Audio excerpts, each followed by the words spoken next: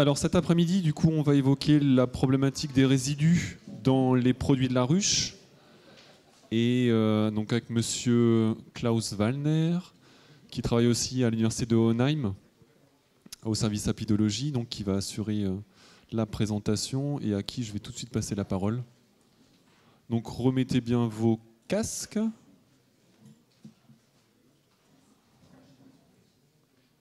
Et c'est parti.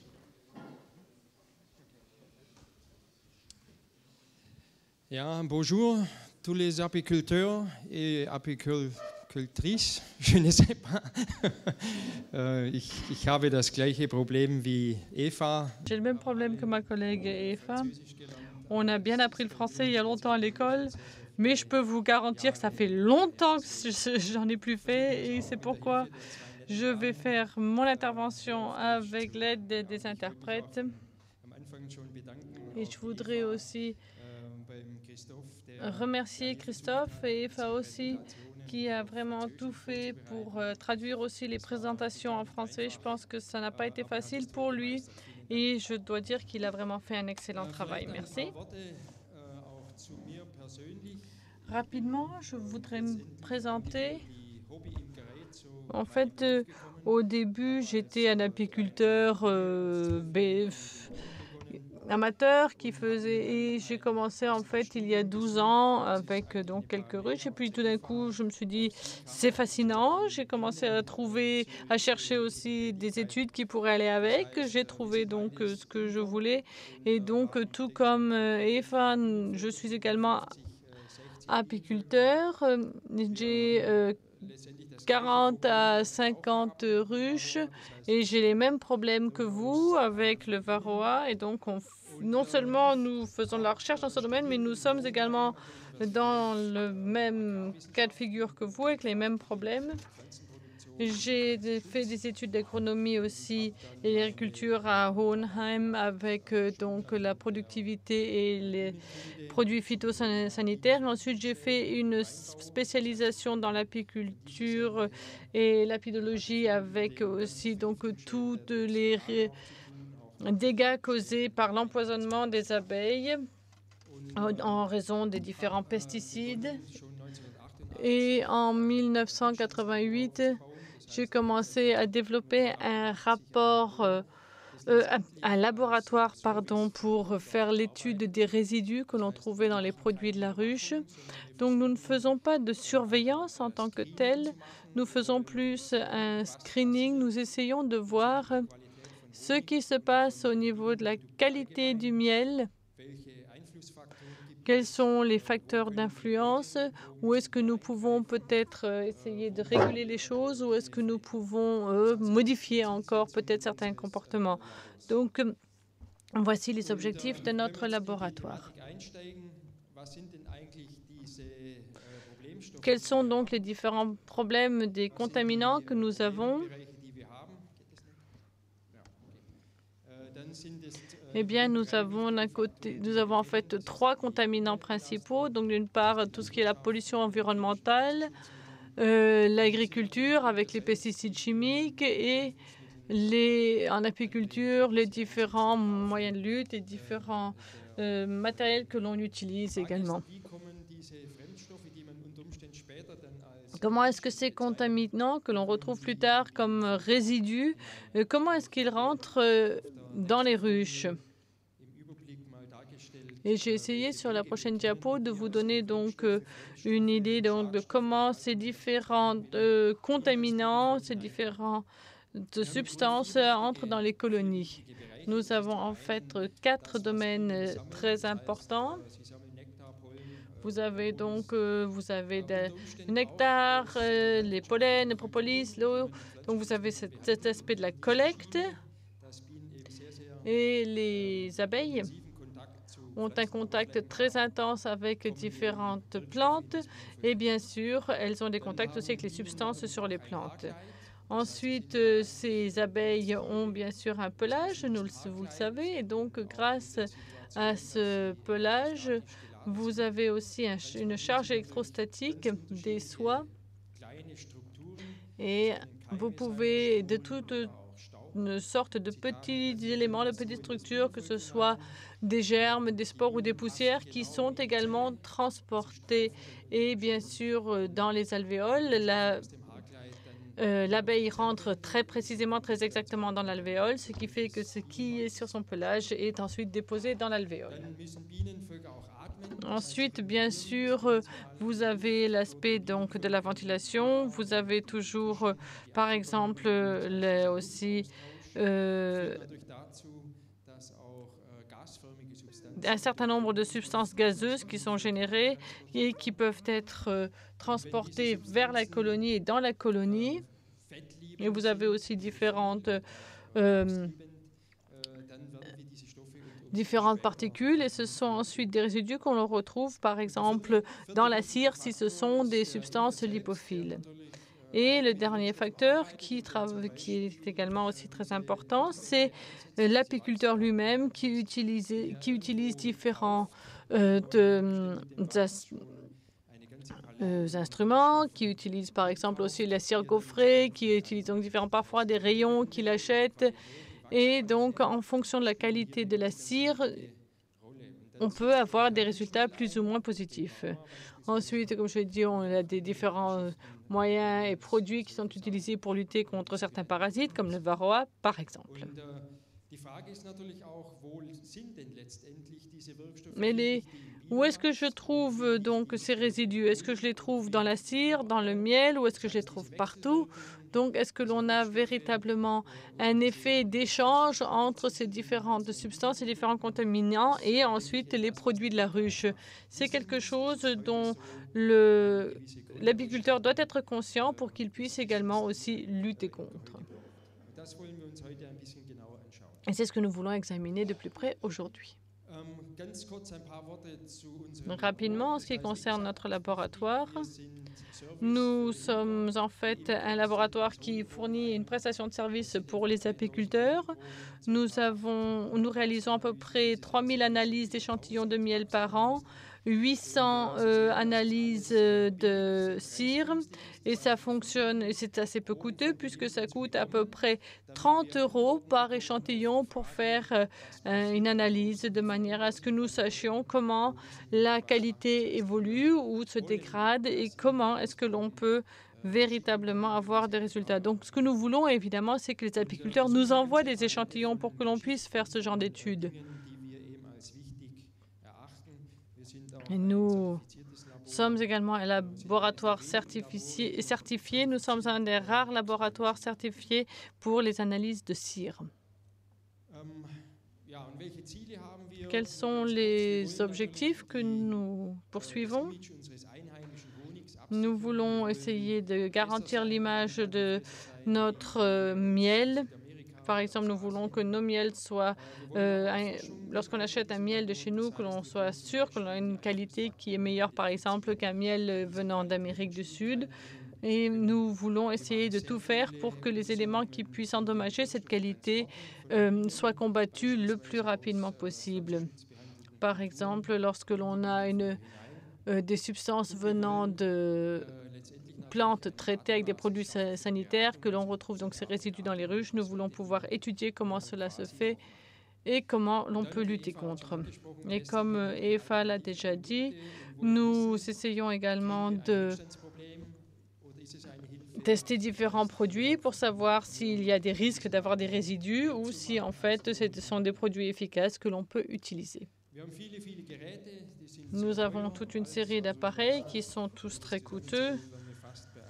Je pense que on en est à peu près à 1 million d'euros. Donc, vous voyez que nous avons toute une série de machines. Je ne vais pas vous les détailler toutes. Ce sont des machines dont on a besoin véritablement si l'on veut véritablement tester les différentes substances vraiment de manière très détaillée.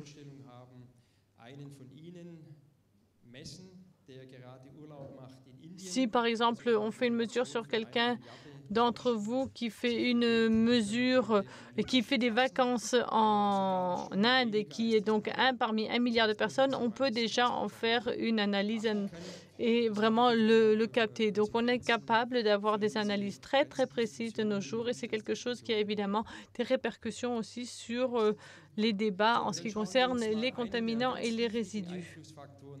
Ensuite, là, nous regardons bien sûr l'un des facteurs d'influence les plus importants, c'est évidemment l'agriculture et il faut en tenir compte.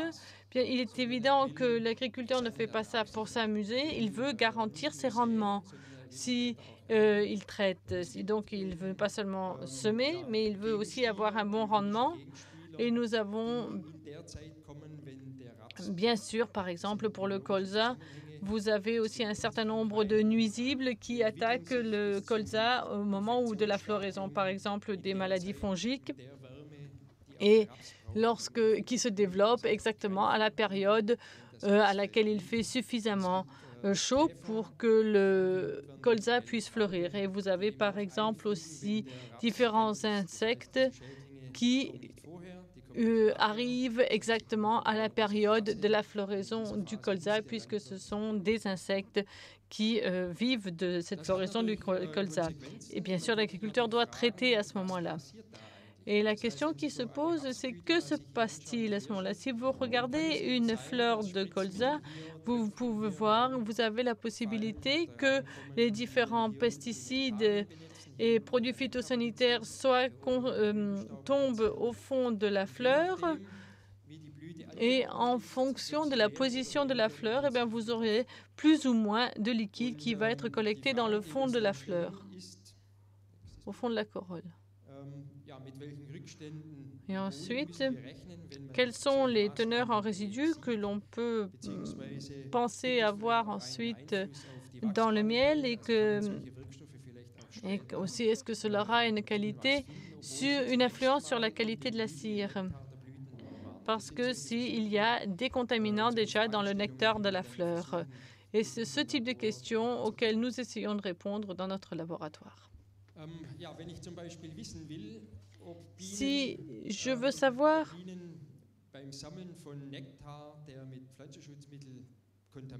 si des abeilles qui ont collecté du nectar de plantes qui ont été traitées avec des produits phytosanitaires, on peut faire des tests justement avec différentes cages que vous voyez là. Et dans chacune de ces cages, vous avez environ une centaine d'abeilles.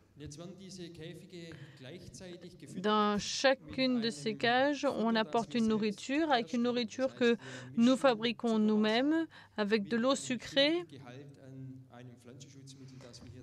avec une certaine teneur en produits phytosanitaires que l'on veut à ce moment-là tester.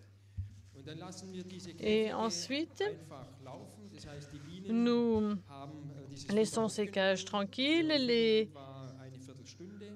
abeilles ont absorbé la nourriture, on nourrit pendant à peu près un quart d'heure. Les abeilles donc sont rassasiées. Ensuite, on les laisse vivre.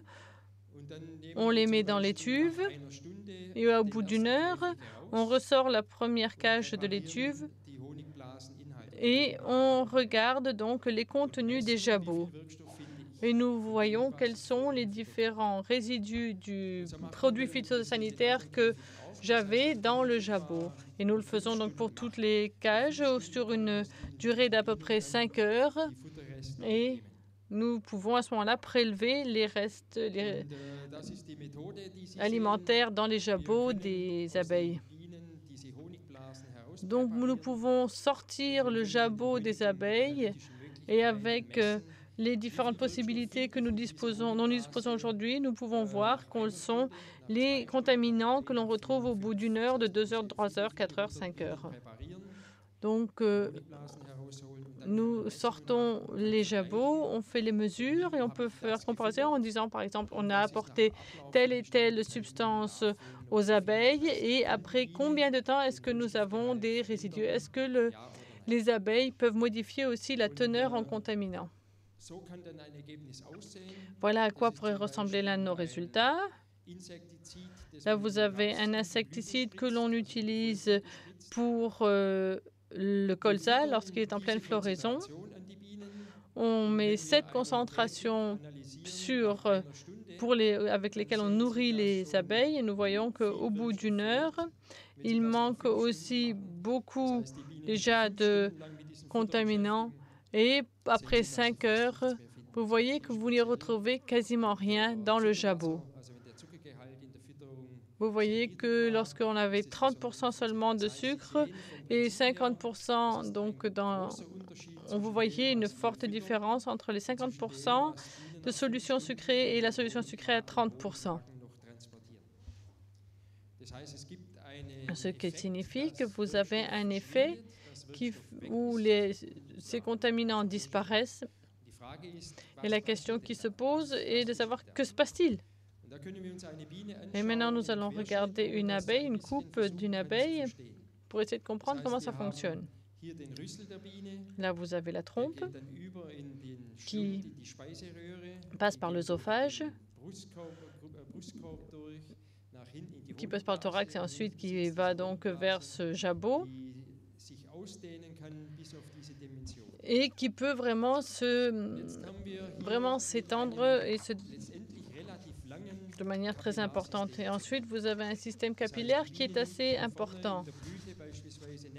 Vous avez l'absorption du nectar dans la fleur avec un certain nombre d'éléments de produits phytosanitaires et toutes ces particules vertes suivent donc ce capillaire très long qui est très, très fine, beaucoup plus fine qu'un cheveu humain.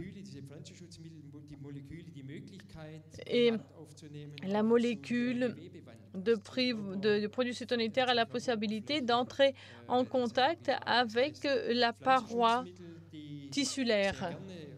Et vous avez un certain nombre de produits phytosanitaires qui aiment, par exemple, toutes les surfaces qui sont des molécules hypophiles, peuvent tout d'un coup donc traverser la paroi et se fixent sur l'œsophage et commencent à se répartir donc dans le corps de l'abeille. Ensuite, l'abeille rentre à la ruche avec son jabot et ensuite elle vide le jabot qui continue ensuite qui fait le passer à une autre abeille qui fait traverser tout cela, qui retravaille donc le produit qui avait été ramené par la butineuse, ce qui fait que vous avez des milliers d'abeilles qui ont fait des répercussions sur le teneur en contaminants. Il se peut que vous ayez une abeille qui, en fait, absorbe un nectar qui contienne beaucoup de produits phytosanitaires et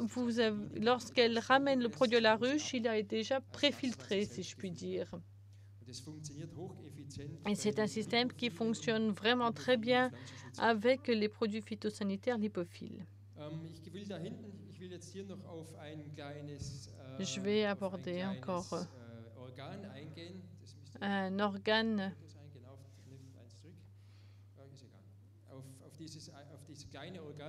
Donc sur ce petit organe-là, qui est un petit organe que vous ne connaissez peut-être pas ou que beaucoup ne connaissent pas, c'est le proventricule. Et ce proventricule, c'est en fait ce qui limite le passage de ce qu'il y a dans le jabot vers l'intestin. Et c'est un système de vanne unidirectionnel, c'est-à-dire que ce qui vient du jabot ne peut qu'aller vers l'intestin et non pas dans l'autre sens. Ce n'est pas une vanne retour.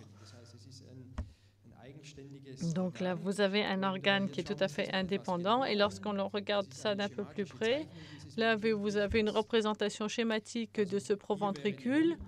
Là, vous avez le jabot et là, vous avez donc ce proventricule et le passage vers les intestins. Et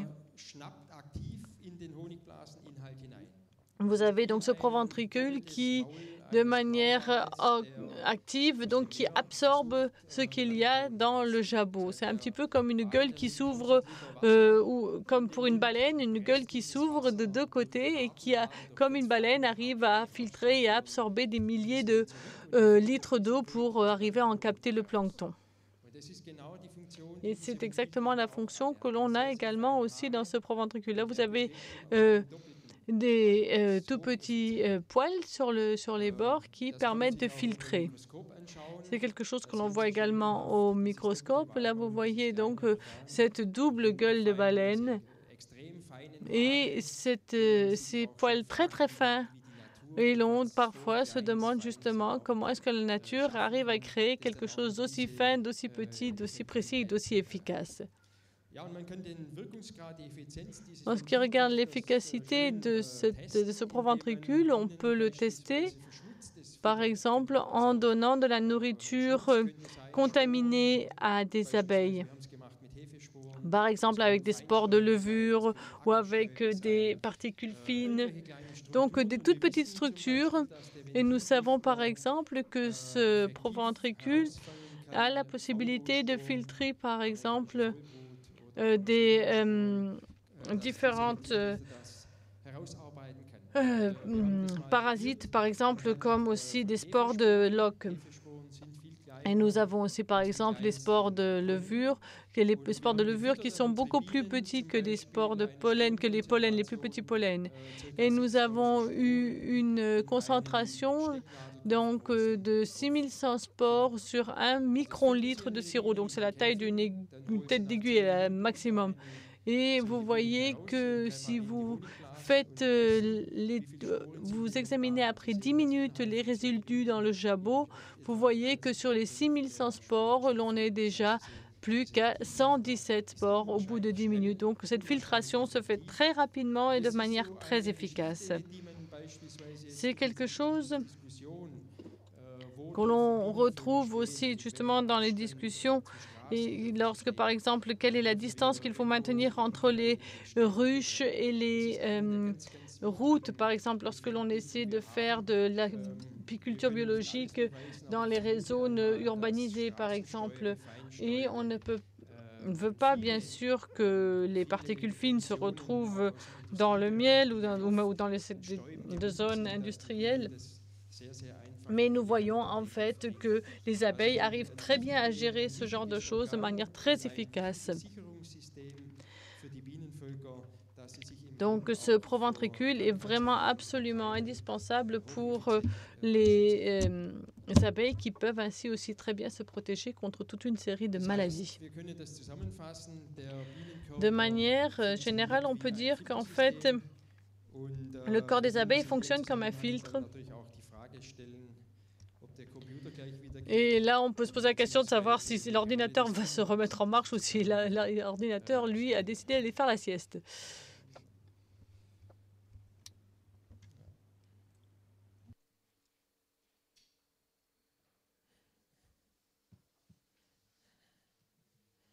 Ja, und wir haben eben da auch Versuche gemacht mit Bienenwachs. Das heißt, wir haben gesehen, dass Bienen Vous voyez que dans sur la cire, vous avez aussi des répercussions.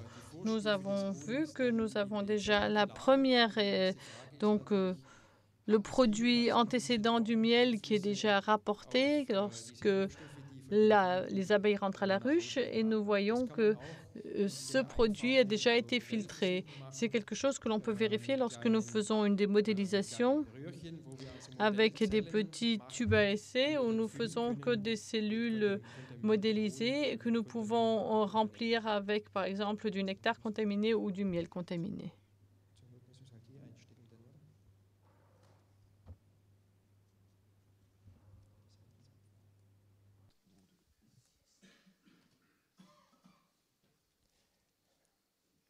Schauen wir mal, ob es geht. So, dann geht es jetzt halt ein bisschen in Deutsch weiter. D'accord, alors on continue un peu en allemand. Donc on peut faire des cellules modèles en prenant un peu de cire d'abeille qu'on met dans ces tubes, sans résidus, sans contaminants. On chauffe ce tube et on le roule sur la table. Et là, vous voyez qu'il y a toute une couche de cire sur le tube. Et là, vous avez le modèle d'une cellule. Dans cette cellule, on peut mettre toutes choses, comme par exemple le miel enrichi de substances qui nous intéressent. On fabrique donc une centaine de tubes qu'on couvre avec un bouchon et on les laisse. Et en l'espace de quelques heures, de quelques jours, on ouvre un tube et on mesure le contenu. et on le compare à ce que l'on avait placé dans le tube au départ. Donc on peut voir s'il y a des changements au niveau de la teneur des substances. Et là, vous voyez les résultats pour 3 produits phytosanitaires typiques auxquels nous sommes toujours confrontés pour les fleurs. C'est un périthorite. Après, c'est une préparation que l'on met sur les fruits et un autre que l'on met sur le colza. Et là, vous voyez les résultats. Par exemple, le vinclozoline, après quelques heures seulement, il n'est plus mesurable dans ce tube. Pour le méclotonil, ça descend assez vite également. Et cette alpha-supermétrine, là, ça dure longtemps, 2 semaines à peu près, ou 2 semaines et demie. Et après 2 semaines et demie, je ne trouve plus aucune trace. Et la question est celle de savoir ce qui se passe. Est-ce qu'il y a une sorte de métabolisme ou est-ce que c'est dégradable? Donc, qu'est-ce qu'il se passe? Les abeilles nettoient déjà ce qu'elles trouvent. Il reste un peu de substance dans la cellule, ce qui est accumulé dans la paroi. Vous voyez ici les molécules en vert, les molécules phytosanitaires qui restent. On attend un peu.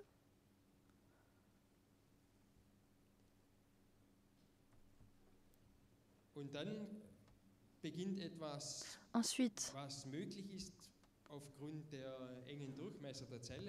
il y a un processus qui est enclenché grâce à la taille de la cellule qui est très petite. Les substances qui sont très proches, qui sont très près des parois, essaient de se rapprocher de la paroi. Ça fonctionne donc comme un aimant. Les produits phytosanitaires sont lipophiles en règle générale, et donc ces substances s'accumulent dans la cire. Elles préfèrent la cire au miel. Et si vous voulez extraire votre miel en tant qu'apiculteur, vous secouez toute la cellule et dans le centre de la cellule, vous retrouvez les restes qui étaient trop loin de la paroi pour avoir cet effet d'aimant. Mais il y a quand même ce nettoyage. Ces particules rouges, toutefois, ce sont les substances qui restent dans la paroi de la cellule.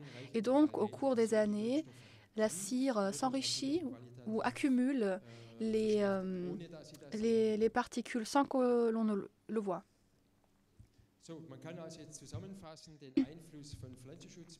Donc, en résumé, quel est l'impact des produits phytosanitaires sur la cire et sur le miel? Beaucoup de pesticides peuvent être fortement réduits dans le cadre du processus d'élaboration du miel. Les résidus partent, mais en tant que apiculteur, vous avez ces substances dans votre cire. C'est quelque chose qu'il faut savoir.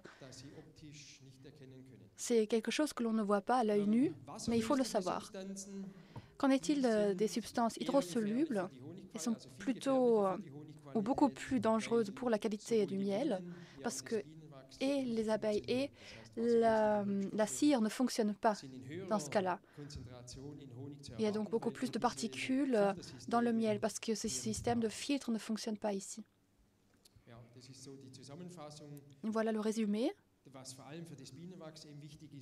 qui est important surtout pour la cire qui peut absorber les produits phytosanitaires et qui peut se dégrader en termes de qualité. Et ce qui est important, c'est de savoir que l'on ne le voit pas. Il faut savoir que ce processus existe. Quelle est l'influence de l'apiculteur? En tant qu'apiculteur, Nous faisons toute une série de choses avec nos ruches, nos abeilles. Ici, vous avez toute une liste de ce qu'on fait en apiculture biologique, pas forcément en Allemagne, des choses que l'on a fait auparavant, des choses qui se font toujours dans le monde, et des choses qui ont pour conséquence des substances, des résidus, que ce soit des médicaments ou d'autres produits aux effets positifs.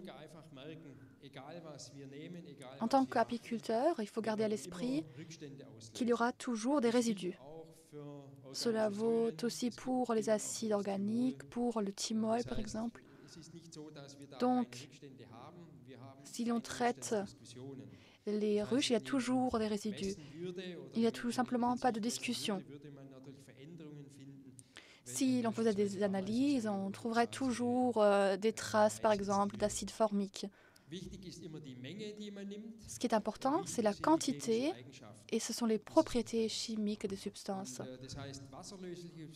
Les substances hydrosolubles sont, par exemple, les acides organiques qui sont solubles dans l'eau, qui peuvent être dangereux pour la qualité du miel. Ça peut être l'acide formique. Et le miel aura un goût acide. Vous aurez des problèmes avec vos clients qui vous diront que le miel a un goût différent. Pour les substances lipophiles, le problème majeur se trouve au niveau de la cire, mais il y a aussi d'autres aspects, d'autres effets sur la qualité du miel. On verra ça plus tard.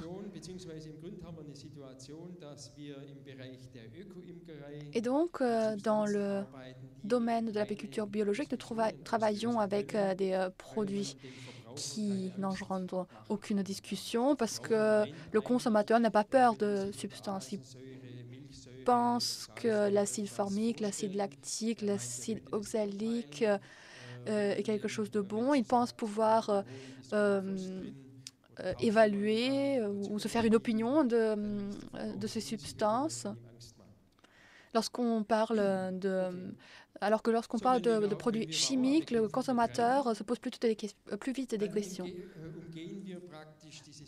Dans la lutte contre Varroa, nous contournons ce système de sécurité des abeilles. Nous avons les butineuses qui, dehors, décident si elles mangent, si elles rapportent quelque chose vers le rucher. Mais si nous traitons une ruche contre Varroa, nous contournons ce système parce que nous donnons directement la substance aux abeilles. La conséquence est que l'on règle l'activité des apiculteurs au niveau européen. Il est réglé quelles substances l'on peut utiliser. Et ces réglementations ont un impact direct sur les possibilités de l'apiculteur. Regardons ces acides organiques que l'on met dans la cire. On voit que ces acides ne peuvent pas être accumulés par la cire. Si l'on utilise de telles substances avant la récolte du miel, l'on peut avoir des problèmes avec le miel. Mais ce n'est pas du tout intéressant pour la surveillance des denrées alimentaires. Donc, les autorités compétentes ne font aucune évaluation en la matière. Nous sommes peut-être le seul laboratoire à faire des mesures au niveau du thymol, par exemple, parce que nous avons l'avantage que ces substances sont déjà de manière naturelle dans le miel. Donc on n'est pas sûr si ce que l'on mesure vient de l'apiculteur ou de la nature. Donc il n'y a aucun contrôle. En tant qu'apiculteur, si l'on utilise ces substances de manière judicieuse, on n'a aucun problème. Mais d'un autre côté, cela ne veut pas dire que l'on peut faire tout ce qu'on veut avec ces substances, même si elles sont organiques. Il faut toutefois respecter certaines règles.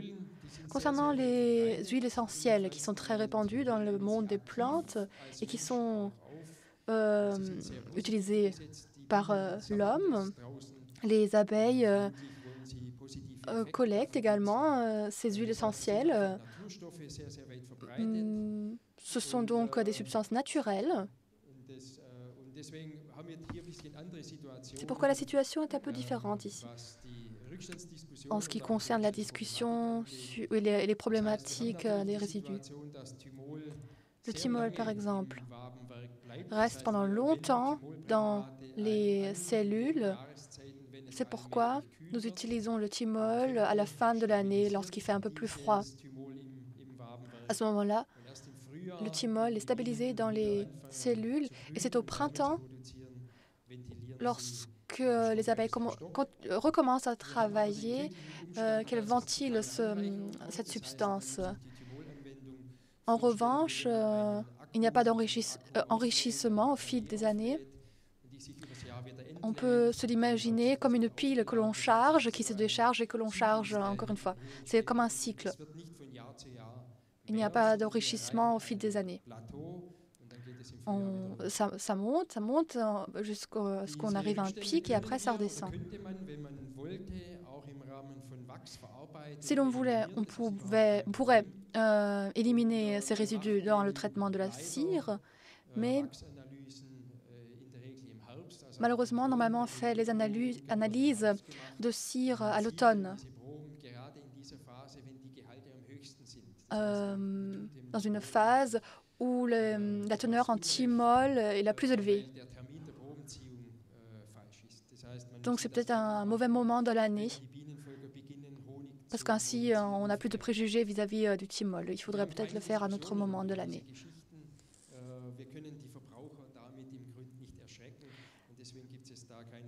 Il n'y a pas non plus de discussion ici parce que les consommateurs n'ont pas peur de ces substances-là.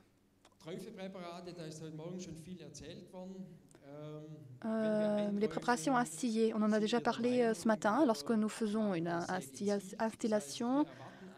Nous travaillons de manière ciblée, donc nous nous attendons à ce que les substances se retrouvent là où on les place. Donc on espère que les substances y restent.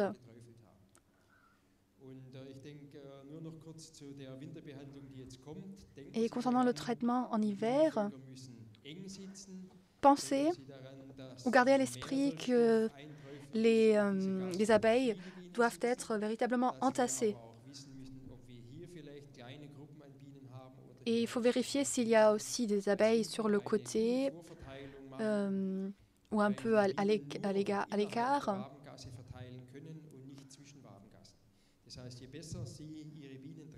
Parce qu'il faut bien instiller le produit sur les abeilles. Si vous travaillez avec des produits lipophiles, comme le péricine, par exemple en Allemagne, le Mycophos, vous verrez que les substances ne se trouvent pas là où on les atteint, mais elles se trouvent partout, parce que les abeilles les répartissent. Donc nous pensons travailler de manière ciblée, alors que la substance se trouve partout. Un quart de la substance instillée ne se trouve que sur les abeilles. Le reste est réparti partout dans les cellules et dans la ruche. Donc on ne peut pas travailler de manière aussi ciblée que l'on ne le souhaiterait.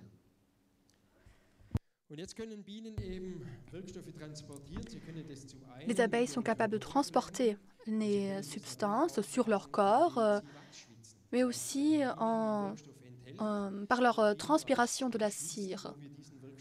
Les abeilles sécrètent la cire et on y trouve aussi des substances. Donc il n'y a aucune limite pour la répartition des substances. Et nous avons fait également un test avec le péricine que vous connaissez certainement. La substance active, c'est le Coumaphos, qui est lipophile, qui est soluble dans la cire.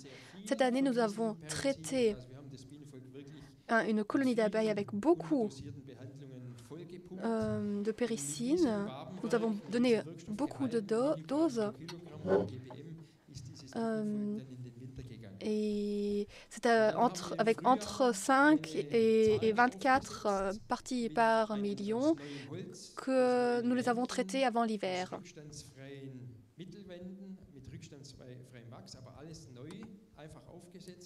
Ensuite, nous avons posé un autre caisson où nous avons analysé également les rayons.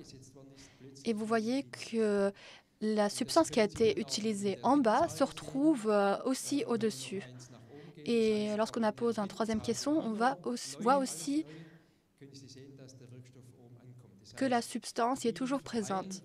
C'est-à-dire que les abeilles répartissent les substances actives tout simplement parce qu'elles sont très nombreuses, parce qu'elles ont tous une poêlure, parce qu'elles sécrètent la cire et parce qu'elles bougent beaucoup. Donc, qu'est-ce qu'on fait? On place une grille, mais ça ne fonctionne pas non plus. Regardons ces teneurs. Ici, vous voyez une teneur très élevée de substances actives, une teneur qui est beaucoup plus réduite dans le deuxième caisson. C'est environ un dixième, et c'est encore plus réduit dans le troisième caisson. Donc, si je retire ces rayons en bas, je peux retirer une grande partie des substances.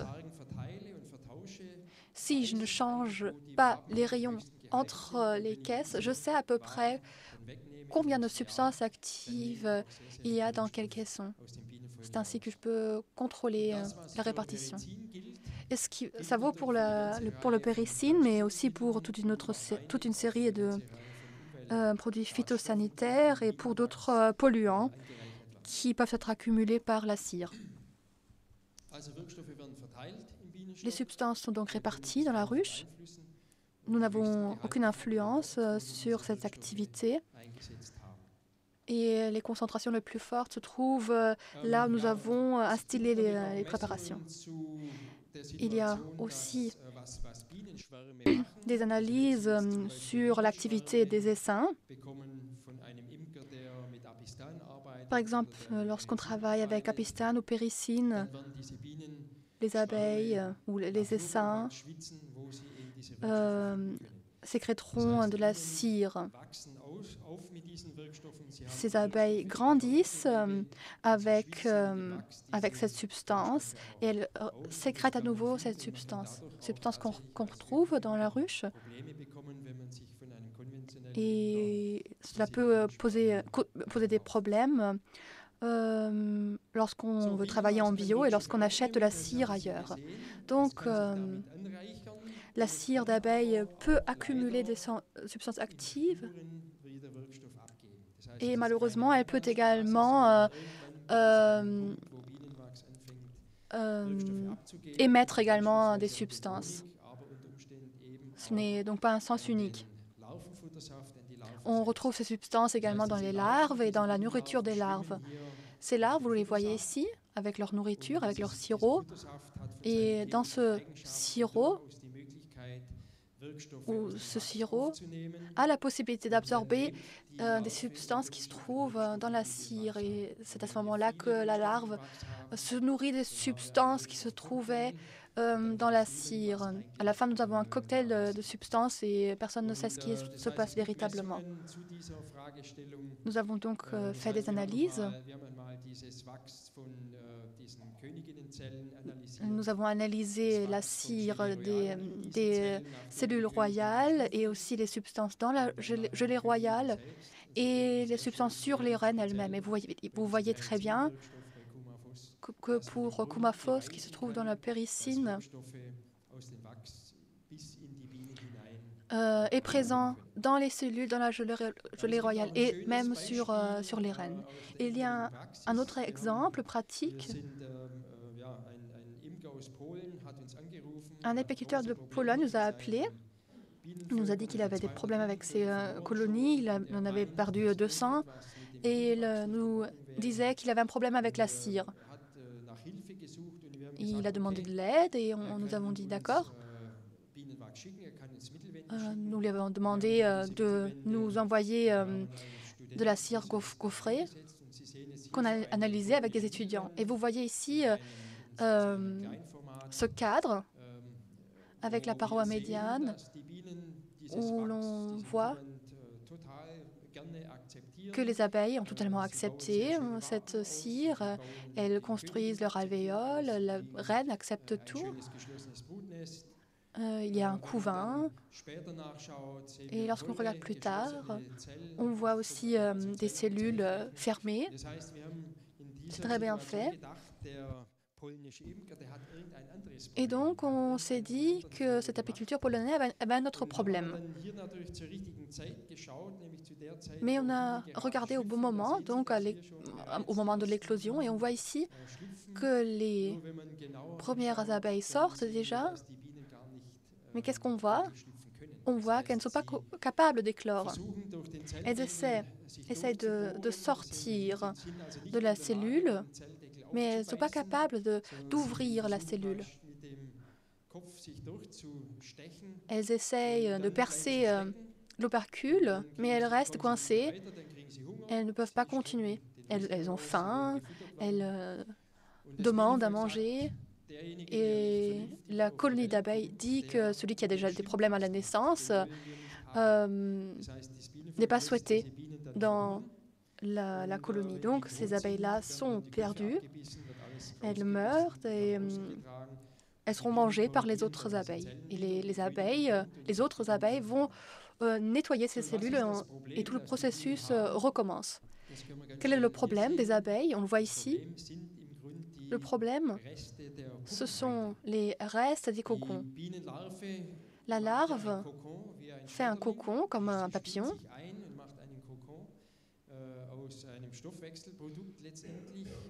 Un cocon qu'elle fait elle-même.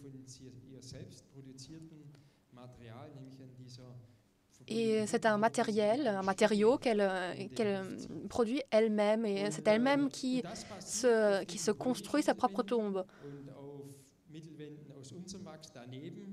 C'est arrivé sur ces parois ici, mais ce n'est pas arrivé sur nos parois. Donc, nous avons la preuve que les substances qui se trouvaient dans la cire se trouvaient au final aussi dans les larves. Et elles ont manipulé les larves de façon à ce qu'elles n'étaient pas capables de vivre. Mais ce que l'on ne sait pas, c'est quelle est la substance qui se trouvait dans la cire. Mais il y a toute une série de possibilités, des huiles, des cires naturelles. Tout ce que nous savons, c'est qu'il y avait 50% de paraffine dans la cire, et c'est tout. Malheureusement, on n'en sait pas plus. Et ça serait très intéressant de savoir combien de substances ou quelles substances est nécessaire pour causer un tel problème. Donc, il faut faire attention à la qualité de la cire. Les substances qui se trouvent dans la cire peuvent s'accumuler dans le sirop et même nuire les larves et les abeilles et produire des dégâts que nous, en tant qu'apiculteurs, ne pouvons pas constater à l'œil nu. Cette année,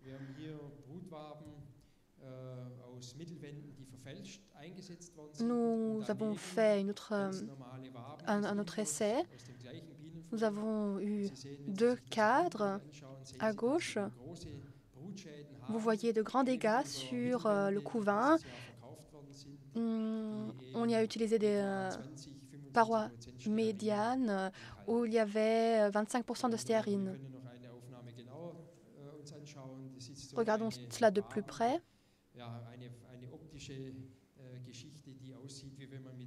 Ça ressemble à un cadre sur lequel on aura tiré avec un pistolet ou avec une carabine. Ensuite, toutes les larves ne sont pas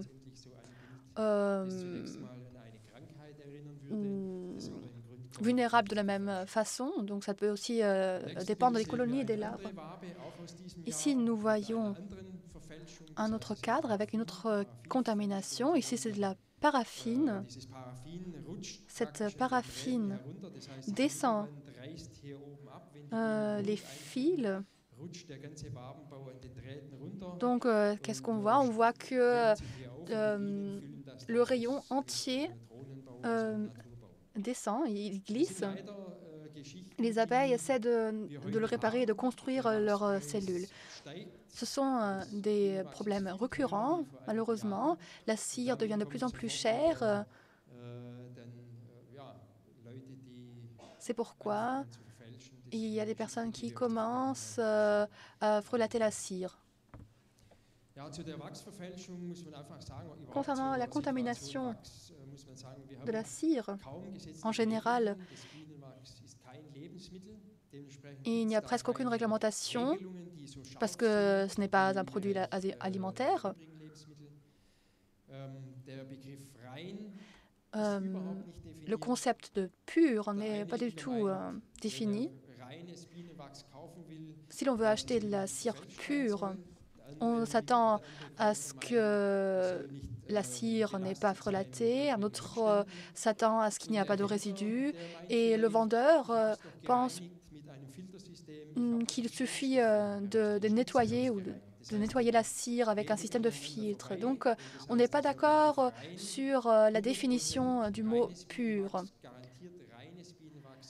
La cire à 100% pure ne veut rien dire. Cela ne veut rien dire parce que c'est un concept qui n'est pas du tout défini par la loi.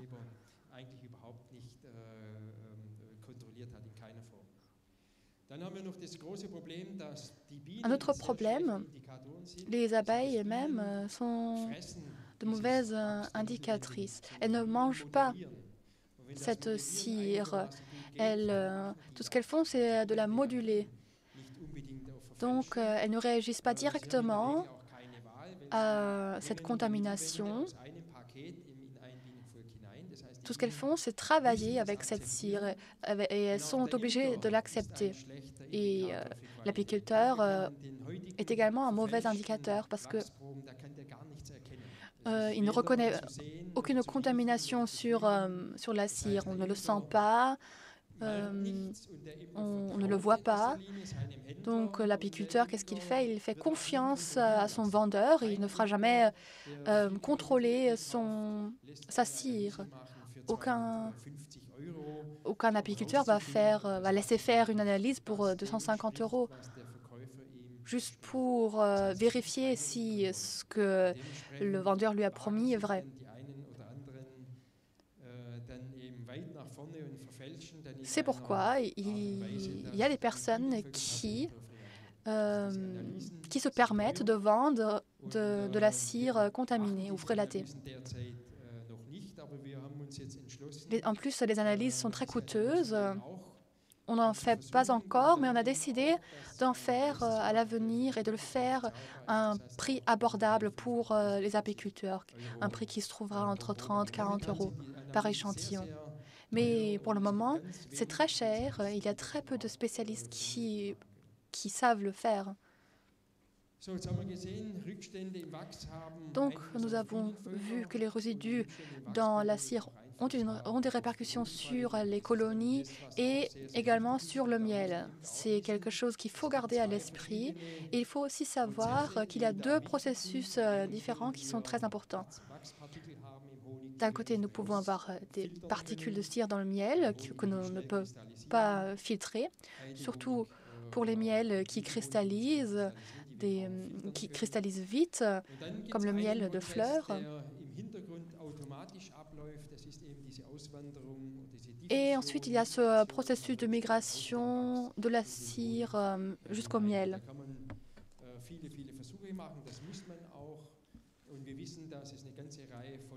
Nous savons qu'il y a toute une série de substances que l'on retrouve à la fin dans le miel. Le problème, c'est que chaque substance a son propre dynamisme. Donc, on ne peut pas tirer des conclusions d'une seule substance. Donc, il faut faire des analyses pour chaque produit. Comment est-ce qu'on le fait?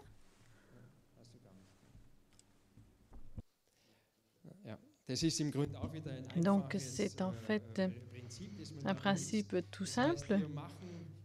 Nous fabriquons donc de la cire d'abeille avec des concentrations connues et nous rajoutons donc à ce moment-là encore une autre substance dans la couche de cire et ensuite on met ça dans des coupelle en verre, on la laisse refroidir. Comme vous la voyez, à ce moment-là, nous avons une couche très fine de cire qui représente aussi la situation que l'on a dans une cellule sur une alvéole. Et là, on pose un petit peu de miel, on répartit le miel, comme vous le voyez, et on essaie de refaire ce qui se passerait dans une ruche, c'est-à-dire que nous essayons de voir le rapport entre la cire, la fine couche de cire, le miel qui est posé dessus pendant 10 jours à 30 degrés dans une étuve. On laisse ça bien tranquille, on n'y touche pas. Et au bout de 10 jours, on incline ces coupelles et ensuite donc le miel peut s'écouler que l'on met ensuite dans des tubes à essai pour pouvoir faire une analyse des résidus. Et la question qui se pose est de savoir si l'on a dans le miel une des substances que l'on avait mélangées dans la cire d'abeille. Autrement dit, est-ce que les substances qui sont contenues dans la cire peuvent être transportées vers le miel? On l'a fait par exemple avec l'une des substances qui nous a causé beaucoup de problèmes au cours des dernières années, c'est le DET. C'est peut-être une substance que l'on connaît peu en France, je ne sais pas, mais c'est quelque chose que l'on avait en Allemagne dans un aérosol et que l'on utilisait aussi, par exemple, aussi pour... c'était en fait une substance qui servait donc de substance dissuasive et que l'on pouvait donc utiliser en bombe, en spray dans les ruches. Et on avait donc 20 mg par kilo et nous avons vu donc qu'elles étaient de 0,5 à 20 mg par kilo et nous avons vu les effets sur le miel. Et bien sûr, plus l'on avait de substances aussi dans la cire, dans la coupelle, plus l'on avait de résidus dans le miel, c'est-à-dire que l'on a une corrélation linéaire entre le contenu de résidus, la quantité de résidus dans la cire et dans le miel. Il ne faut pas oublier que dans le miel, on a un seuil à 0,01 mg pour les miels européens. C'est-à-dire que si l'on est en fait à une teneur de plus de 0,5 mg de DET dans la cire, eh bien vous vous retrouvez avec au niveau de seuil donc 0,01 mg. Autrement dit, nous ne pouvons pas nous permettre d'avoir des teneurs dépassant les 0,5 mg par kilo de DET dans la cire. Ce que nous avons fait, c'est qu'on a analysé des lots de cire d'un grand fournisseur de cire. Et nous en étions donc entre 5 à 10 tonnes. Et c'était de la cire qui avait été mise sur le marché en tant que rayon, donc paroi médiane, et nous avons vu que c'était des produits qui avaient été sur le marché entre 1998 et 2006. Et si vous cherchez une qualité de cire sous les 0,5, eh bien vous voyez que de 1998 à 2006, tous ceux qui ont acheté, donc tous les apiculteurs qui ont acheté ces parois médianes en cire de ce fournisseur ont en fait déjà eu une cire contaminée et par conséquent un miel contaminé. Un grand nombre d'apiculteurs ne connaissent pas le problème, donc n'ont pas conscience du problème. Et On a pu régler cela heureusement à temps et nous avons pu propager l'information, diffuser l'information par les différentes revues spécialisées pour les apiculteurs et nous avons pu informer. Donc vous voyez qu'en fait là tous les lots étaient des lots qui étaient contaminés. En ce qui concerne le cycle de la cire en apiculture, qui est donc en arrière-plan de tous ces problèmes, il faut l'examiner de manière relativement critique. Au cours des dernières décennies, on a vu en fait que la cire a évolué et nous avons toujours ce cycle de la cire en apiculture, que ce soit aux Pays-Bas, en Belgique, en Autriche, en Suisse, etc. Nous avons un certain nombre d'alvéoles qui sont des rayons qui circulent dans les différentes colonies. Ensuite, on les enlève. On les fond, ensuite on fait des blocs qui sont plus ou moins donc foncés, brun foncé, et c'est une cire qui quitte l'entreprise. Donc ce sont des blocs de cire qui sont ensuite revendus. Et les échanges contre donc des parois médianes de la cire gaufrée. Et on peut, avec cette cire qui est donc très sombre, on peut transformer la cire et on la refond, on la filtre et on arrive à nouveau à la cire gaufrée qui est à nouveau d'une très belle couleur jaune, qui n'est plus du tout sombre et qui donne l'impression qu'on a racheté une cire gaufrée de bonne qualité. On a la possibilité, pour le revendeur, on a la possibilité d'influencer la couleur de la cire, par exemple, utilisant certains acides. On peut changer la cire brune en cire jaune. On peut, grâce à la filtration, enlever un certain nombre de substances qui ont sali la cire. Et ensuite, on peut faire des mélanges, on peut faire des homogénéations, on fait des améliorations optiques.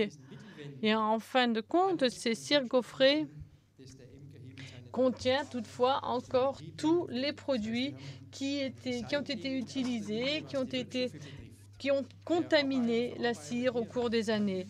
Autrement dit, donc, le traitement de la cire qui est réalisé est un traitement optique, peut-être une filtration, etc., mais les contaminants sont toujours encore présents dans la cire.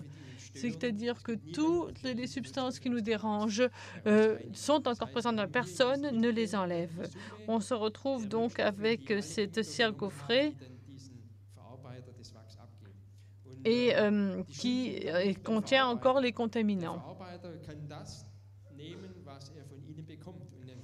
Et celui qui fait ce traitement de la cire, il ne peut travailler qu'avec de la cire qu'il reçoit des apiculteurs. Et si cette cire est très contaminée quand il la reçoit, eh bien, après, il va revendre une cire certes purifiée au sens des particules en suspension, mais elle ne sera pas purifiée au sens des contaminants. Donc, si on lui livre une cire de mauvaise qualité, après, il n'aura pas une cire de bonne qualité non plus.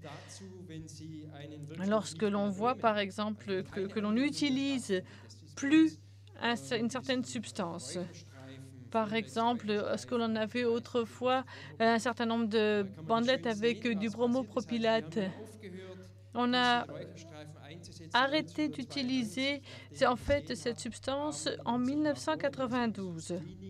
On avait fait à l'époque un screening, on avait constaté que ça provoquait un problème énorme pour la qualité du miel et de la cire. Donc, à partir de 1992, plus aucun apiculteur n'a utilisé le bromopropylate. Et pourtant, on constate, pendant très longtemps, on avait encore des résidus de bromopropylate parce qu'on avait ce recyclage de la cire. Autrement dit, lorsque l'on n'utilise plus une substance, cela ne signifie pas encore que la substance est complètement sortie du cycle et qu'on ne la retrouve plus. Et malheureusement, grâce à ces procédures de recyclage que l'on retrouve pour la cire, l'on a parfois un certain nombre de substances qui perdurent très longtemps dans le cycle, jusqu'à 15 ans, par exemple. Ceci a aussi des répercussions sur la qualité du miel. Donc, le produit s'appelait Folbex VA. Et si l'on réutilise cette cire, bien sûr, je n'ai plus besoin véritablement d'utiliser cette substance pour lutter contre une maladie quelconque. Je le retrouve à nouveau dans le miel. Donc, arrêt de l'utilisation en 1992. Et il a fallu très longtemps avant que l'on ne trouve plus du tout cette substance dans le miel. C'est pourquoi nous devons vraiment réfléchir à ce cycle de la cire et comment on peut peut-être aussi lutter contre certains contaminants. En ce qui concerne les résidus de coumaphos, donc de pyrazine dans le miel, nous voyons que en 1996, 30% des miels allemands étaient contaminés et petit à petit, on voit que la situation commence lentement à s'améliorer parce que l'on voit que nous n'avons plus de contaminants. Avec cet automatisme donc, du recyclage de la cire, nous avons toujours aussi un grand délai avant que différents contaminants soient sortis entièrement du cycle. Ça, c'est la situation en Allemagne pour 2008, donc ce n'était pas tout à fait nouveau, mais tout de même. Et là, vous voyez que toute une série de produits comme, par exemple, la péricine, le bromopopylate, le coumaphos, le thymol, ensuite le dichloropenzol, le DET, le tétradifon et la flumétrine. Et lorsque l'on regarde ce qui se passe en 2014, et là, vous voyez qu'il y a eu véritablement des améliorations. Nous voyons qu'il y a un certain nombre de substances qui ont totalement disparu, c'est-à-dire que nous sommes tout de même sur la bonne voie. La situation s'améliore, mais tout s'améliore très lentement. Nous devons continuer vraiment à y travailler. Mais nous voyons aussi que les travaux que nous avons faits avec les travaux d'analyse sur les résidus et tous les conseils que nous avons fournis depuis des années commencent enfin à porter leurs fruits. En ce qui concerne la qualité de la cire gaufrée aujourd'hui, là vous voyez que même aujourd'hui, vous avez de la cire gaufrée que vous achetez qui est très belle à regarder, qui a une belle couleur, etc. Mais que à 100% pure, ben, cela ne veut rien dire. Parce qu'aujourd'hui, en 2016, et je vous dis donc qu'on avait arrêté en 1992 l'utilisation du bromopopylate et l'on retrouve toujours et encore un certain nombre de résidus de bromopopylate, propylate, alors que l'on a arrêté depuis longtemps. Et je vous avais dit qu'on était, par exemple, aussi, pour le DET, par exemple, on avait une limite qui est le seuil dans le plafond de 0,5 mg. Et donc, en fonction du lot que vous achetez, eh bien, dans l'un, vous avez peut-être peu de résidus, dans l'autre, vous avez plus de résidus ou des concentrations très variées parce que cela dépend, bien sûr, de la cire qui a été achetée, de la cire qui a été utilisée pour être recyclée. Par exemple, si quelqu'un a acheté le lot numéro 2, il va avoir pour cet apiculteur aura un miel avec, par exemple, des résidus de DET, le Fabispray, de 1,2 mg, donc ce qui est énorme. Et vous voyez que aussi ceux qui font le recyclage de la cire mélangent les cires qu'ils reçoivent de différents apiculteurs, en font un grand mélange, les fondent, les purifient, etc., mais amènent ensuite donc des produits dont on ne sait pas ce qu'ils contiennent. Les possibilités analytiques pour l'analyse des résidus dans la cire, si on utilisait ça donc sur les apiculteurs bio, je pense que tout le monde en fait se retrouverait avec des teneurs et des résidus beaucoup trop élevés. Donc, ces capacités d'analyse qui sont de plus en plus précises sont importantes, mais il faut aussi réfléchir à savoir où est-ce que l'on met nos seuils, un seuil raisonnable. Parce que maintenant, on peut analyser avec une telle précision que l'on arrive à détecter en fait que dans chaque eau potable, dans chaque produit alimentaire, on trouve des résidus qui ne seraient pas normalement bons. Donc, il faut aussi voir si l'on veut jusqu'à quel niveau de précision l'on veut réaliser les analyses. Comme je vous l'ai dit, la qualité de la cire a un rôle très important pour la santé de la colonie et pour la qualité des produits de la ruche. Et c'est pourquoi la refonte de vieux cadres en cire gaufrée est tout de même quelque chose qui est assez risqué.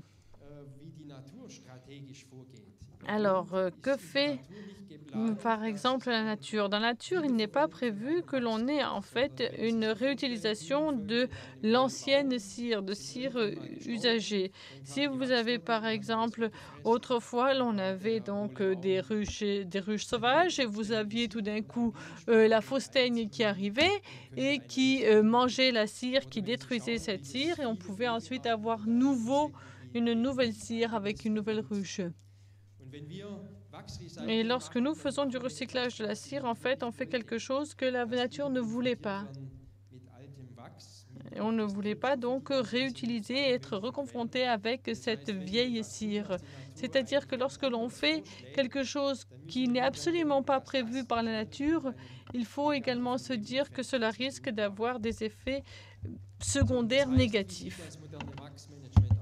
Et quoi ressemble maintenant la gestion moderne de la cire et donc le cycle plus moderne de la cire? J'ai participé dès le début à tous ces mouvements écologiques, biologiques en Allemagne et j'avais dit à l'époque aux apiculteurs, vous devez vraiment intégrer la cire dans cette directive sur l'apiculture bio. Mais ils ont oublié de le faire. Et tout ceci, en fait, ne fait que refléter la manière dont on peut essayer de gérer ce type de problème. Nous avons donc différentes substances qui entrent dans la cire, dans les rayons, qui sont des rayons qui, petit à petit, bien sûr, vieillissent. Et ce sont des rayons que nous ressortons de l'exploitation. Et ce qui est bien, c'est par exemple d'en faire des bougies. Parce que, évidemment, avec la chaleur de la flamme d'une bougie qui est à 1400 degrés, eh bien, évidemment, ça détruit tous ces résidus. Donc, c'est une très bonne idée d'en faire, par exemple, des bougies. En revanche, lorsque nous utilisons, par exemple, là, nous avons aussi une qualité de cire qui est très bonne. Donc, par exemple, la cire qui est utilisée pour les opercules. Donc, on essaie d'offrir aux abeilles la possibilité de construire et de sécréter leur propre cire. Soit on doit essayer de trouver, soit on laisse les abeilles faire leur travail toutes seules, soit on essaie vraiment de trouver des fournisseurs qui soient entièrement fiables. Et ça, c'est difficile. Et à ce moment-là, on peut vraiment utiliser aussi toutes les qualités de la cire. Parce que la cire, justement, absorbe ces substances. C'est un piège à différentes substances.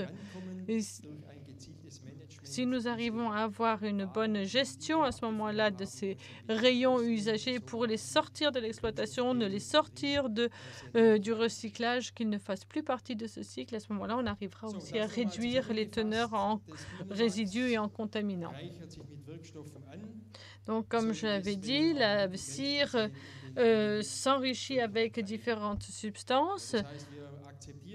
Elle concentre les substances. Et donc, il faut comprendre que la cire concentre les substances, qu'on les connaisse ou qu'on ne les connaisse pas. Autrement dit, cette cire est en fait un piège à substances que nous ne voulons pas avoir. Et nous devons également accepter que nous ne pouvons pas avoir ensuite un miel sans résidus si l'on a des rayons qui ont une très forte concentration en contaminants ou en résidus. Nous devons également comprendre que tant le couvain que les pains d'abeilles sont bien sûr influencés par les résidus qui sont dans la cire. Si vous avez du pollen de colza avec des concentrations très élevées, eh bien le pollen est stocké ensuite dans les alvéoles, dans les cellules, et vous avez donc un passage de la cire vers ensuite le miel. Autrement dit, cela a aussi des répercussions sur le couvain. Autrement dit, il ne faut plus faire de cire gaufrée avec de la cire recyclée.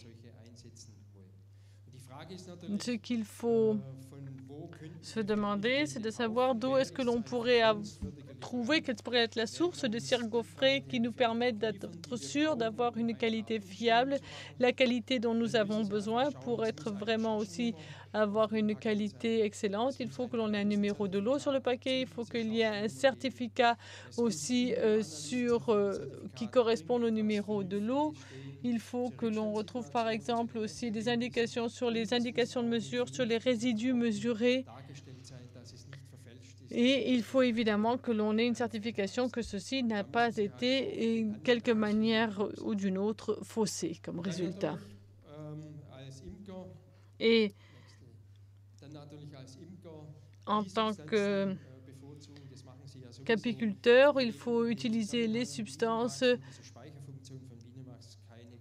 qui ne présentent pas beaucoup de risques lorsque l'on pense à la fonction de stockage et de concentration de la cire d'abeille.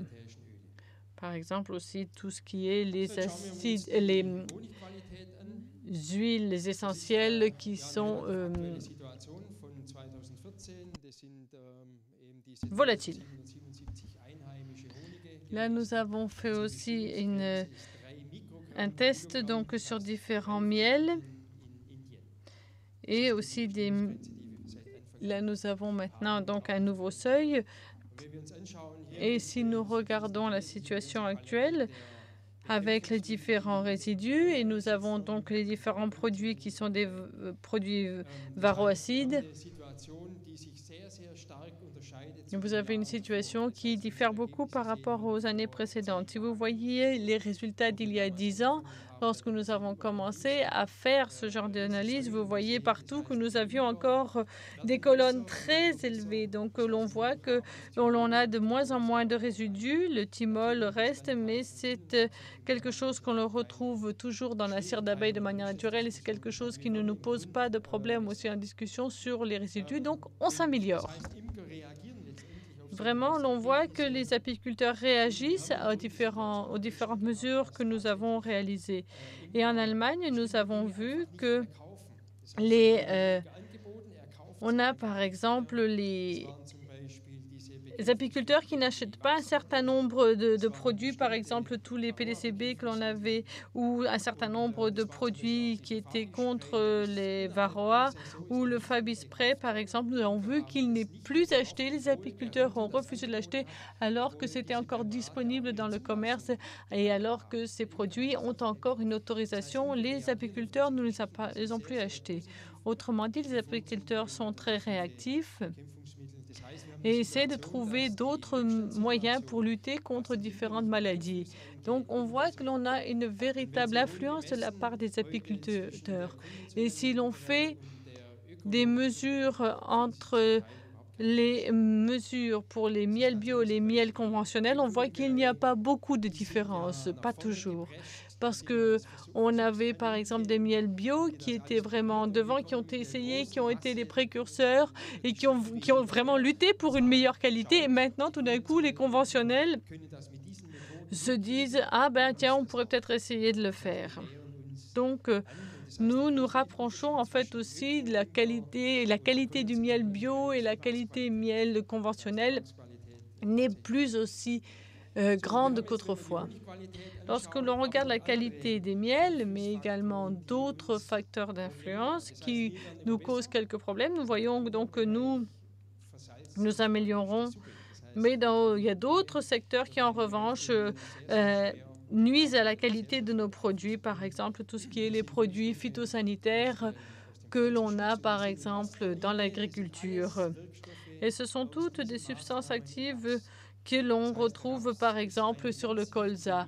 Le colza est une plante très importante pour les abeilles et malheureusement, c'est également l'une des plantes qui fournit de manière négative le plus contaminant dans le miel. Par exemple, nous avons beaucoup de contamination au thiaclopride dans le miel ou le dimoxystrobine que l'on retrouve aussi, qui sont des substances que l'on utilise dans la culture du colza. Et ce sont des mesures qui, par exemple, conduisent à ces problèmes, comme je vous l'ai dit, où l'on a donc traitement des plantes en pleine floraison. On pourrait bien sûr réfléchir à la question de savoir est-ce qu'il faut que ce soit comme ça. On pourrait évidemment manifester dans la rue avec des affiches, c'est possible en disant qu'on n'en veut plus, c'est possible. Mais la conséquence serait que les agriculteurs on fait plus de colza. Donc il faut faire attention aussi parce que nous, on a quand même besoin de colza aussi pour les abeilles. Parce que c'est vraiment, pour nous en Allemagne, c'est la plante à fleurs la plus importante. C'est la plante qui nous garantit que l'on arrive à avoir du miel millefleurs. Donc c'est même si l'on a en fait surtout une culture et un type de fleurs. Et c'est vraiment la possibilité de savoir comment est-ce que l'on a une autre possibilité stratégiquement de traiter peut-être. Pour le colza que nous avons aujourd'hui, ce sont des colza hybrides. Ce sont des plantes clonées qui se ressemblent beaucoup. Donc, nous avons en fait une hauteur sur 35 cm où nous avons quasiment toutes les fleurs et où a lieu ce contact entre l'abeille et le produit phytosanitaire qui a été déposé sur la plante. Et c'est ce qui rend la vue plus difficile aux abeilles. Y a-t-il des techniques, pourrait-on se demander, qui nous permettent d'avoir un traitement qui ne contamine pas les fleurs de manière à ce que l'on puisse avoir un traitement qui se fait en dessous de la partie fleurie? Et si vous allez voir un agriculteur en disant « Je voudrais que tu fasses un traitement lorsque tu passes pour faire ton traitement phytosanitaire de ton colza, mais plus bas », il dit « Non, je ne peux pas le faire parce que je risque de tout endommager. Si je passe un paye, pour ainsi dire, je vais tout vous endommager. » Donc, on a généralement quand même des doutes très importants de la part des agriculteurs, et il y en a certains aussi qui se moquent un peu de nous, en disant « Oui, vous êtes des gentils rêveurs ». Mais l'on a donc développé des systèmes que nous avons testés avec des buses qui traitent en bas, donc qui traitent beaucoup plus bas, ce qui fait qu'à partir de cette limite-là, les fleurs ne sont pas touchées et l'on a un traitement qui se fait sur la partie verte de la plante et on n'a pas de traitement sur la fleur. On s'est posé la question de savoir si ça marche, si c'était efficace, quels sont les problèmes que l'on peut rencontrer, quels sont les avantages, quels sont les inconvénients. Donc, on a utilisé ces prototypes en coopération avec un partenaire industriel et avec différentes entreprises, par exemple avec Bayer, avec Syngenta, qui sont donc quand même de gros fournisseurs de produits phytosanitaires. Et là, vous voyez les premiers prototypes que nous avons testés en plein champ, avec aussi des ruches à côté, avec régulièrement également des mesures pour voir quels étaient les résidus dans le pollen, les résidus dans le miel, et aussi la question de savoir si avec, par exemple, l'on peut véritablement avoir une envergure telle, est-ce quelles sont les différentes forces qui s'exercent sur les plantes, est-ce que ça risque d'endommager les plantes, d'endommager les bus, d'endommager tout le dispositif sur le tracteur. Donc tout ça, c'était tout de même des questions qui étaient très intéressantes. Et là, vous voyez donc... Vous voyez que du point de vue technique, ce n'est pas difficile pour le tracteur de passer, que ça ne pose aucun problème pour la culture. Et vous avez effectivement cette ligne qui fait que vers le haut, on n'a aucune substance. La substance est appliquée vers le bas de la plante, en dessous de la partie fleurie de la plante. On va regarder une vidéo pour peu qu'elle fonctionne, espérons, que vous voyez comment ça fonctionne en pratique et ce qui ensuite se passe avec la culture elle-même. Voir donc la procédure. Est-ce que ça marche ou est-ce que ça ne marche pas?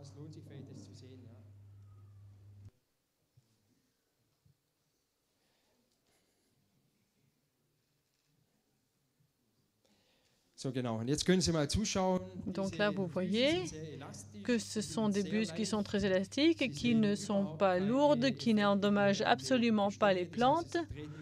Donc, vous n'avez les plantes ne sont pas touchées. Les plantes restent intactes. Autrement dit, ces bus, en fait, passent en dessous, passent à travers les plantes, permettent de traiter et de ne pas traiter en surface. Donc, techniquement, ça ne représente aucun problème. Autrement dit, le fait que le colza était une des plantes les plus importantes pour nous en tant qu'apiculteurs et qui était malheureusement aussi une des plantes qui nous apportait le plus de substances, de résidus toxiques, eh bien, nous pouvons peut-être justement arriver à trouver une solution à ce problème par ce prototype. Nous avons à la fin du mois une réunion. Nous allons faire une évaluation de ce nouveau procédé et nous voyons qu'il y a vraiment de gros avantages et que l'on pourra aussi peut-être interdire le traitement du colza avec un certain nombre de produits phytosanitaires classiques parce qu'il y a des produits plus efficaces qui sont en dessous. Donc l'agriculteur peut avoir des plantes en bonne santé, l'industrie peut continuer à vendre ses produits phytosanitaires, nous pouvons mettre des ruches à côté des champs de colza, donc nous arrivons à voir tout le monde qui soit vraiment satisfait de la situation et nous continuons à avoir donc toujours du colza, ses fleurs et du miel. En ce qui concerne les teneurs en fongicides, là vous voyez donc la mesure de traitement classique par en haut et l'on avait donc 3 mg par kilo. Donc là, ce n'est pas des éléments traces, bien au contraire, 3 mg, c'est beaucoup. Et au cours des journées à venir, ça baisse. Et là, vous voyez donc les données que l'on voit avec ces buses pendantes, donc ce genre de pendouillard que l'on a là et qui montre que l'on a véritablement très peu de résidus. C'est une solution qui est vraiment efficace.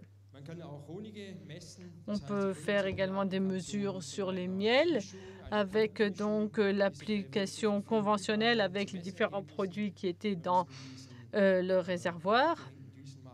Et ensuite, avec ces buses sous forme de pendouillard, eh bien, vous voyez que nous avons vraiment des résultats beaucoup plus positifs et qui permet donc de voir que les abeilles sont beaucoup moins soumises à ces différents produits. En conclusion, nous pouvons dire que nous, en tant qu'apiculteurs, eh bien, on s'améliore, on ne cesse de s'améliorer.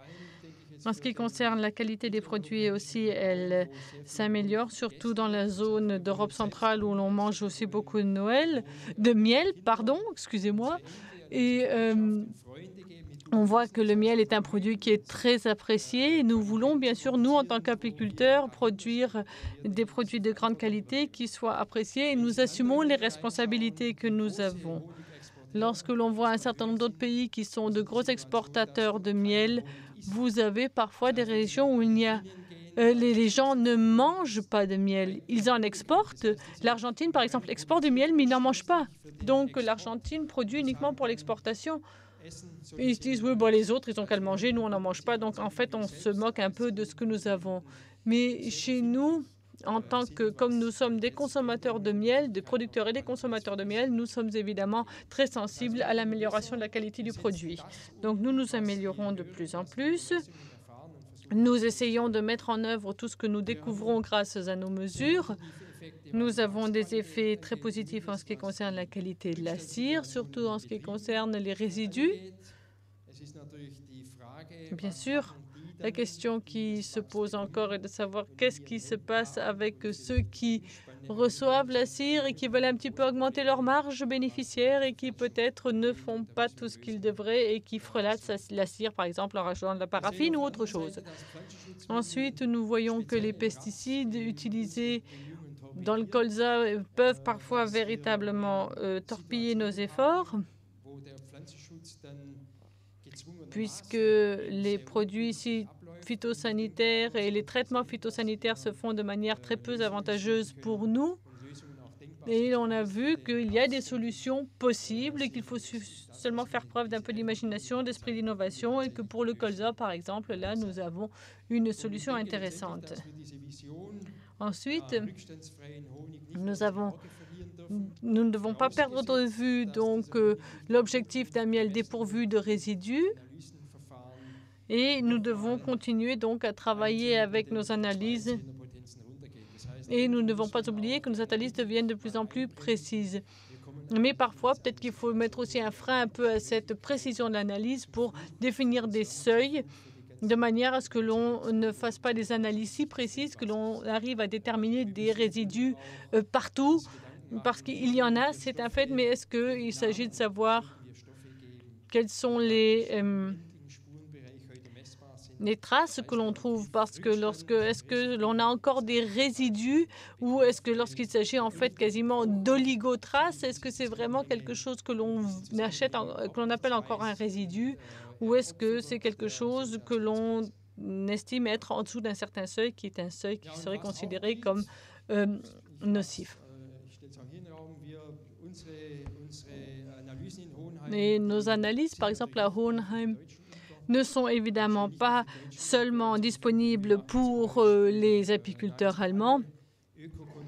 Nous faisons quasiment tous les contrôles écologiques pour l'Autriche et la Suisse, pour la Roumanie, pour la Bulgarie, donc pour un grand nombre de pays de l'Union européenne. Donc nous sommes tout à fait prêts à faire des analyses d'échantillons pour des apiculteurs venant d'autres régions, quelles qu'elles soient. Et n'oubliez pas que la France ainsi que d'autres pays européens peuvent obtenir aussi des cofinancements européens. Nous avons un cofinancement, par exemple, entre un pays ou une région et l'Union européenne. Et si vous allez voir l'Union européenne disant, par exemple, l'on veut améliorer la qualité de notre miel, etc., et vous dites on est prêt à dépenser, la France est prête à dépenser 1 million pour cela, ou la région, eh bien, l'Union européenne peut tout à fait vous faire un cofinancement d'1 autre million. Donc, en Allemagne, nous avons reçu ces cofinancements, ce qui nous a permis d'avoir des prix moins élevés pour les analyses des résidus, par exemple. Là, on peut tout à fait certainement se renseigner auprès de l'Union européenne si là, il n'y a pas des possibilités de cofinancement. J'en arrive donc à la fin de mon intervention. Je vous remercie très cordialement pour votre attention. Je vous remercie de l'invitation. Je remercie de votre attention, d'autant plus que nous avons eu un excellent vin pour le repas de midi et c'est difficile déjà de faire une intervention après le repas de midi. En plus, un repas de midi avec du vin, c'était pas facile, mais personne ne s'est endormi. Et maintenant, je voudrais vous inviter à poser des questions et remercier encore Christophe pour la traduction des diapos.